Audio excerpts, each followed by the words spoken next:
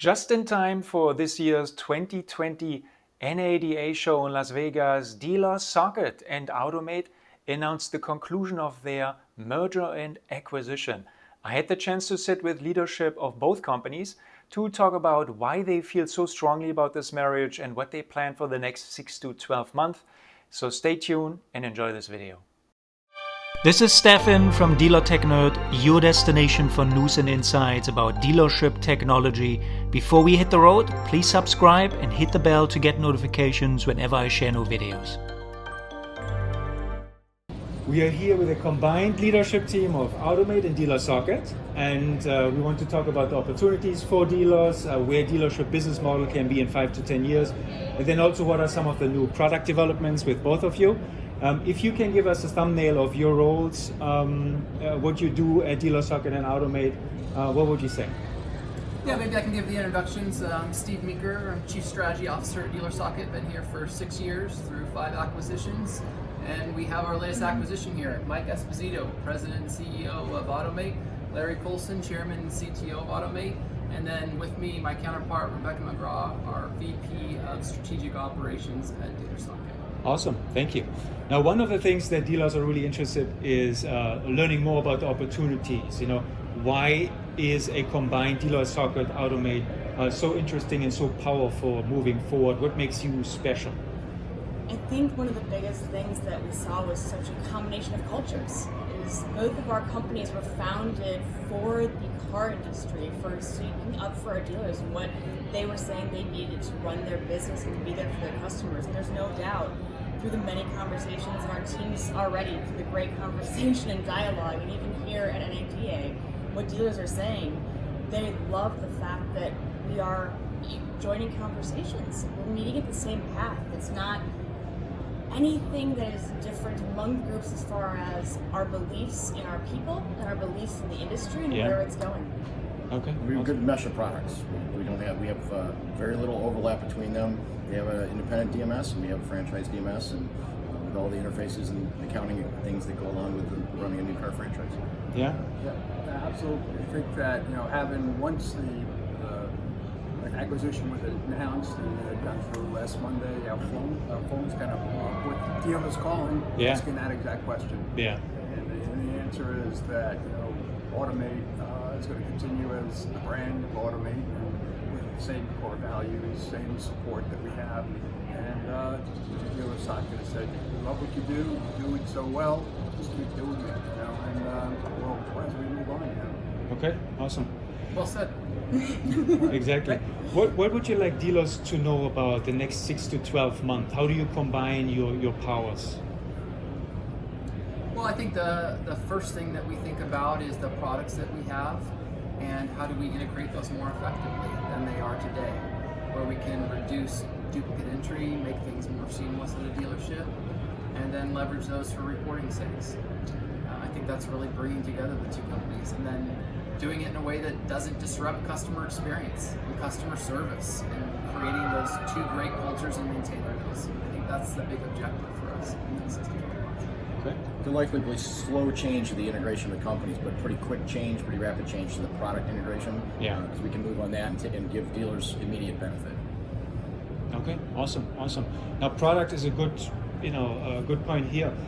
At the NADA, what kind of products do you push from the Automate side? What new products did you introduce?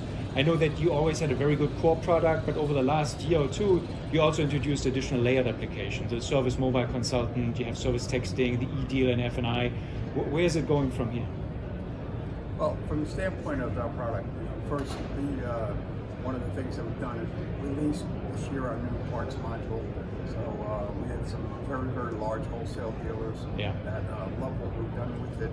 Obviously can't be used by dealers without big wholesale, but it's been tremendously successful with our dealers.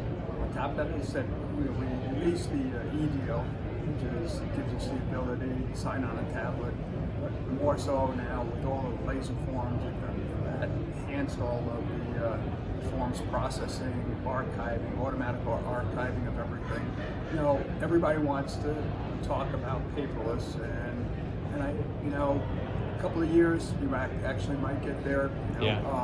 So with our e-deal, also with our e-sign on the service lanes, and also in service and our service, the capture of all of the information, along with our dispatch, it's possible that you can archive everything and get fairly close to paperless with Automate at this point. Okay, super. Now, DealerSocket has always been very product forward, very close to innovation. What are you guys focusing on this year? What are the things that you're really pushing from a product side? Yeah, pushing things that have historically been pain points to dealers and frustrations for dealers. So rolled out 2 remarkable improvements in our inventory tool. The first was our new car pricing. We know that margins are getting compressed on the front end, and be able to have more holistic views on how to price and promote those vehicles is very important in the current market with changing philosophies. And then second, our absolute sourcing module, which is a stocking tool, very important for dealers as they think about how to get in the right position of vehicles early on in the process. In addition, we see a lot of improvements, enhancements in our digital retailing tool as customers want to shop online and find out more information before they come to the store, and then also follow up from their in-store visits online with paperwork. Okay, super. Now, with 2 strong products, Automate and DealerSocket, and really this combined superpower, how do you look at the dealership business model in total? Where can be a dealership be in 5 years, in 10 years, and how you can support them on getting there? There you are. Sure, I think as we look at the products and various features that we have, we'll start to integrate them much more tightly so that we can make a seamless data flow from running the car deal. We see a change in the business model where people are buying cars online. They don't necessarily want to come into the dealership. We want to support all of that new way of selling cars. The consumers are going to be picky, and they're used to just jumping on Amazon or eBay and buying something. That's going to change the business model in some fashion where they may not want to go into the dealership. We have to support those things. I think you're right on that so many dealers want that option, right? But I think if we compare our notes on dealerships in, say, the Midwest to Metro New York, there's such a difference in where their customers want them to be. And not forcing a set process and allowing dealers to enter the software and the engagement in the sales cycle where they need to be today and 5 years from now. Yeah. Develop what they need as they need it and allow them to grow into it, right? Allow them to come to us when they're ready rather than forcing one way or another, and keep their customers as engaged as possible and keep their team members happy in this retail space. At Automate, we spend a lot of time in dealerships, not only installing software, but going back in and seeing what the kind of features that they need. And on top of that, we have about half our companies work in car dealerships. All the people that are in support and installation have worked in car dealerships. So we have just a breadth of knowledge from people who've actually been on the front line, and going back into the dealerships and talking to them about what they want to do allows us to really create some fairly cutting-edge solutions. Okay, awesome. But I do think that certainly the electric vehicle thing is coming on strong. Okay? With some of the states changing some of the franchise laws, allowing manufacturers to actually sell electric vehicles directly to the consumer, is going to be a task that the franchise car dealers got to have to deal with. On top of that, I think if you really look at, it's interesting that I think the used car market is actually pushing from a process standpoint into the franchise car market, the Carvanas, the Zoom, right? With the amount of advertising you and how they actually sell the car and the whole experience that you go through with Carvana or with Zoom, with the appraisal, that you sit at home and you buy your car. I think that's a process that franchise car dealers have got to be wary of and start looking at how that. We've had dealers ask us, how do I deliver a car to somebody's house and deliver it and actually deliver it on the system and that type of thing. So I think there's going to be a lot of that happening over the next 5 years of how do we get that kind of process in the franchise car dealer. Okay. Tagline for Automate for a long time has been by car people, for car people, and that's something that we firmly believe into and want to continue. When we think about the car people we work with, there's a lot of costs in their system that we feel like might be able to be removed with technology.